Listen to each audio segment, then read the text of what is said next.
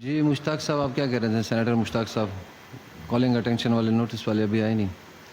شکریہ mister chairman. میں ایک بہت ہی اہم ایشو کے اوپر بات کرنا چاہتا ہوں، اور وہ ایشو ہے گزشتہ دنوں سپریم کورٹ آف پاکستان نے ایک فیصلہ دیا ہے قادیانیوں کے ایک کیس میں، جس کی وجہ سے 2-3 دنوں سے پورے پاکستان میں سوسائٹی کے اندر بھی اور سوشل میڈیا میں بھی ایک زبردست قسم کا ایک اضطراب اور ڈیبیٹ اس کے اوپر شروع ہے. تو میں اس کے اوپر، چونکہ یہ ایوان ہے اور یہاں بات ہونی چاہیے، اس لیے میں یہاں اس کے اوپر بات کرنا چاہتا ہوں. مسٹر چیئرمین، یہ کل سپریم کورٹ آف پاکستان نے ایک پریس ریلیز جاری کیا ہے، اور اس پریس ریلیز میں سپریم کورٹ آف پاکستان نے 2 باتیں کی ہیں. میں وہ پڑھ کے سناتا ہوں. پہلی بات یہ کی ہے کہ چیف جسٹس قاضی فائز عیسیٰ اپنے فیصلوں میں قرآن مجید کی آیات، خاتم النبیین صلی اللہ علیہ وسلم کی احادیث، خلفائے راشدین کے فیصلوں اور فقہائے کرام کی آراء سے استدلال کرتے ہوئے کوشش کرتے ہیں کہ تمام قوانین کی ایسی تعبیر اختیار کی جائے جو احکام اسلام کے مطابق ہو. یہ بہت اچھی بات ہے کہ یہ وضاحت پریس ریلیز کی سپریم کورٹ آف پاکستان کی آ گئی. دوسری جو اس پریس ریلیز میں وضاحت کی گئی وہ یہ کہ اگر کوئی یہ سمجھتا ہے کہ کسی اسلامی اصول یا کسی آئینی یا قانونی شک کی تعبیر میں عدالتی فیصلے میں کوئی غلطی ہوئی ہے تو اس کی تصحیح و اصلاح اہل علم کی ذمہ داری ہے، اور اس کے لیے آئینی اور قانونی راستے موجود ہیں. چیف جسٹس اور سپریم کورٹ نے کسی کو نظر ثانی یعنی ریویو سے نہ پہلے روکا ہے اور نہ ہی اب روکیں گے. میں سمجھتا ہوں یہ دوسری بات جو اس پریسیز میں کی گئی ہے یہ بھی بہت اہم ہے، چونکہ سینٹ آف پاکستان اہل علم کی مجلس ہے، ایوان بالا ہے. اس لیے میں اس کے اوپر اپنی آراء اس ایوان کے اندر دینا چاہتا ہوں کہ اس فیصلے میں قانونی طور پر لاجیکلی کیا مسائل ہیں اور اس کی اصلاح کیسے ہونی چاہیے.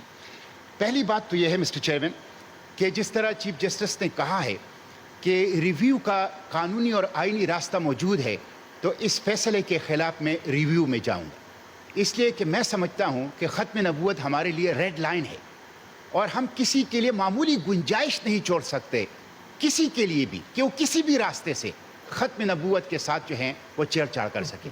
تو سب سے پہلی بات تو یہ ہے کہ اس پریس ریلیز کی روشنی میں جس طرح انہوں نے کہا ہے کہ قانونی اور آئینی راستہ ریویو کا موجود ہے، تو اس قانونی اور آئینی راستے کے تحت میں خود اس فیصلے کے خلاف ریویو میں جاؤں گا. نمبر 1. دوسری بات یہ ہے کہ اس فیصلے میں، جو کہ میرے ساتھ پڑا ہوا ہے مسٹر چیئرمین، آپ لوگوں نے بھی اس کو دیکھا ہوگا، بہت وائرل ہے یہ فیصلہ ہے. اس فیصلے میں غلطیاں ہیں.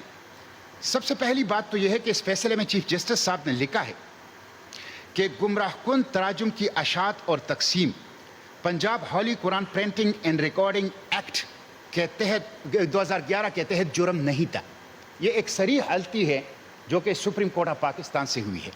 میرے سامنے یہ قانون موجود ہے، پنجاب ہولی قرآن پرنٹنگ اینڈ ریکارڈنگ ایکٹ 2011، اور میں پڑھ کے سناتا ہوں کہ اس کے اندر بھی یہ جرم تھا. یہ میں پڑھ کے سناتا ہوں. اس کی سیکشن 9 جس کے تحت جس کے تحت اس فیصلے میں ذکر کیا گیا ہے، penalty: a printer, publisher or a proprietor of a recording company who contravenes any provision of this act or the rules made thereunder, or a person in whose voice a record is prepared, or a person who has certified under subsection 3 of section 5 a specimen copy or record of the Holy Quran which is not in conformity with the provision of this act shall be liable to imprisonment for a term which may extend to 3 years or with fine of not less than 20,000 rupees or with both. تو یہ 2011 کا supreme court نے جو لکھا ہے کہ 2011 میں یہ جرم نہیں تھا، یہ جرم تھا. یہ امینڈمنٹ سے پہلے جرم تھا. امینڈمنٹ کے بعد اس میں فائن کے اندر اضافہ ہوا ہے، قید کے اندر اضافہ ہوا ہے، اور اس میں الیکٹرانک ڈیوائس کو بھی شامل کر دیا گیا ہے. تو سب سے پہلی غلطی تو یہ سپریم کورٹ آف پاکستان کو اس غلطی کی اصلاح کرنی چاہیے، اور یہ جرم تھا، یہ امینڈمنٹ سے پہلے بھی جرم. تو دوسری بات یہ. تیسری بات یہ مسٹر چیئرمین کہ عدالت نے کہا ہے اپنے فیصلے میں کہ 298C کے تحت بھی اس فرد نے کوئی جرم نہیں کیا ہے جو مبارک ثانی نام تھا. یہ بھی غلط ہے. وہ تبلیغ کر رہا تھا، اور تبلیغ جو ہیں مسلمانوں میں تحریف شدہ جو تراجم تھا اس کی تقسیم کر رہا تھا. اس لیے یہ جرم ہے 298C کے تحت اور اس کی بھی اصلاح کی ضرورت ہے. عدالت کو چاہیے کہ اپنے اس فیصلے کی اصلاح کریں کہ 298C کے تحت اگر ان کو کوئی تحریف شدہ ترجمے کی وہ مسلمانوں کے اندر تبلیغ کر رہے ہیں تو اس کی ان کو اجازت نہیں ہے. تو یہ تیسری بات. چوتھی بات میں یہ کروں گا مسٹر چیئرمین کہ اس فیصلے میں قرآنی آیات دیے گئے ہیں اور ان قرآنی آیات سے وہ اس کا موقع اور محل درست نہیں ہے. مثلا اس میں سورہ بقرہ کی ایک آیت دی گئی ہے لا اکراہ فی الدین اور اس سے یہ تاثر دیا گیا ہے کہ جیسے قادیانیوں کے اوپر کوئی جبر کیا جا رہا ہے. حالانکہ یہاں اس صورتحال یہ ہے کہ خود قادیانی مسلمانوں کے اوپر جبر کر رہے ہیں. وہ ایک گمراہ کن تفسیر قرآن کی تفسیر کے نام سے شائع کرتے ہیں اور پھر اسے مسلمانوں کے اندر تقسیم کر رہے ہیں. تو یہ اس آیت کا موقع اور محل درست نہیں تھا. دوسرا اس میں یہ آیت استعمال کی گئی ہے سورہ ہجر کی نحن نزلنا الذکر وإن لہ لحافظون کہ ہم نے اس قرآن کو نازل کیا ہے اور ہم ہی اس کی حفاظت کریں گے. گویا اگر قرآن کے اندر کوئی تحریف کرے اور تحریف کاری کرے اور اس کو تبدیل کرے اس کے ترجمے کو اس کی تفسیر کو اور گمراہ کن تفسیر لے آئیں تو اس کو روکنے کا ذمہ اللہ نے لیا ہے. یہ بھی درست نہیں ہے. اس کا ترجمہ اور اس کا محل اور اس کی تفسیر اور اس کی پس منظر اللہ تعالیٰ نے قرآن پاک کی حفاظت کے جو مختلف ذرائع ہیں اس میں سے ایک ذریعہ امتی مسلمہ ہے. یہ تو بنی اسرائیل والی بات ہوئی کہ انہوں نے حضرت موسیٰ علیہ السلام سے کہا کہ آپ جائیں اور آپ کا خدا جائیں اور لڑیں ہم تو یہاں بیٹھے ہوں گے. تو اللہ تعالیٰ نے یہ نہیں ہے کہ اللہ تعالیٰ اور قرآن وہ جانے اور ہم یہاں نہیں, ہم امت مسلمہ اس کی حفاظت کریں گے. امت اس کی حفاظت کریں گے اور اللہ تعالیٰ کی اس کی حفاظت کے اسباب میں سے ایک سبب امت مسلمہ ہے. یہ امت کی ذمہ داری ہے کہ اللہ کی کتاب کی حفاظت کریں, اس کو محفوظ کریں, اس کو پھیلائیں, اس کو نافذ کریں, اس کو بالا کریں. یہ امت کی بنیادی ڈیوٹیوں میں تو یہ موقع و محل جو ہے وہ نہیں. میں سمیٹ رہا ہوں مسٹر چیئرمین. پانچویں بات یہ ہے مسٹر چیئرمین کہ فیصلہ اس فیصلے میں دستور پاکستان میں 2 منٹ میں سمجھ یہ چونکہ معاملہ اہم ہے اس لیے میں وضاحت اس لیے کرنا چاہتا ہوں.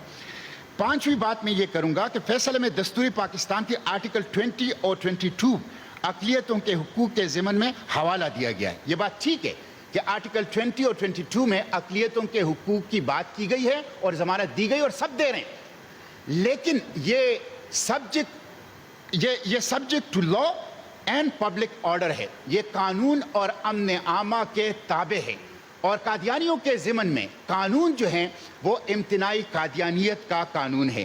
امتناعی قادیانیت کا قانون کیا ہے؟ امتناعی قادیانیت کا قانون یہ ہے کہ 298B اور 298C کے تحت قادیانی اپنے آپ کو مسلمان نہیں کہہ سکتے, اپنی عبادت گاہ کو مسجد نہیں کہہ سکتے, اذان نہیں دے سکتے, اپنے مذہب کو اسلام نہیں کہہ سکتے, مسلمانوں میں اپنی مذہب کی تبلیغ نہیں کر سکتے. یہ لا ہے جو قادیانیوں کے ضمن میں آرٹیکل 20 اور آرٹیکل 22 جو کانسٹیٹیوشن کے اس میں, اور سپریم کورٹ کی جو ظہیر الدین کیس ہے 5 رکنی بینچ, اس نے کہا ہے کہ امتناعی قادیانیت کا جو قانون ہے وہ بنیادی حقوق سے متصادم نہیں ہے. انہوں نے بھی اس کو انڈورس کر دیا ہے.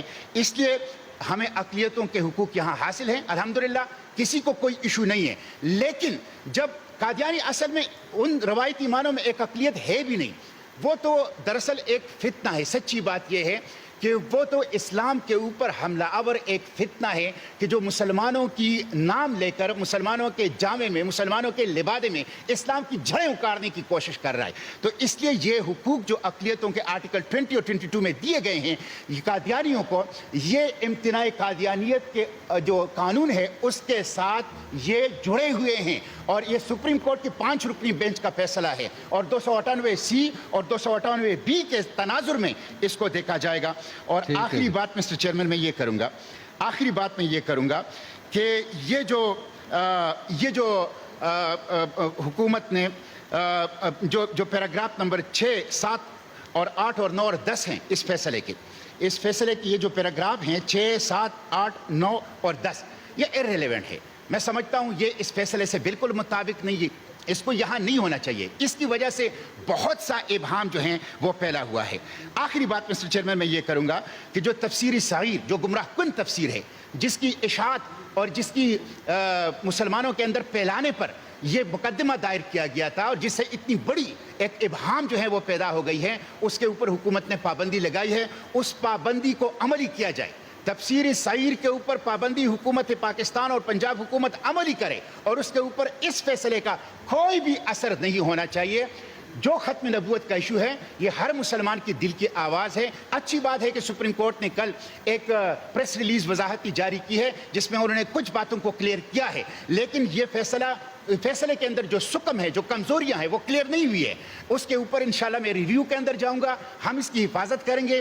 کانسٹیٹیوشن آف پاکستان یہ 260 جو کانسٹیٹیوشن کا آرٹیکل ہے اس میں ان کو غیر مسلم قرار دیا گیا ہے۔ کوئی عدالتی فیصلہ، کوئی قانون اس آرٹیکل کو بدل نہیں سکتی۔ اس آرٹیکل کی حفاظت مسلمانان پاکستان کریں گے، یہ ہماری ریڈ لائن ہے، اس سے کوئی چھیڑ چھاڑ نہیں ہوگی۔ اس لیے میں خود اس فیصلے کے خلاف سپریم کورٹ آف پاکستان میں ریویو میں جاؤں گا اور میں اپیل کرتا ہوں سپریم کورٹ سے کہ وہ خود بھی میری اس گفتگو کی روشنی میں اپنے فیصلے کے اوپر نظر ثانی کرے اور خود اس کی اصلاح کر لے۔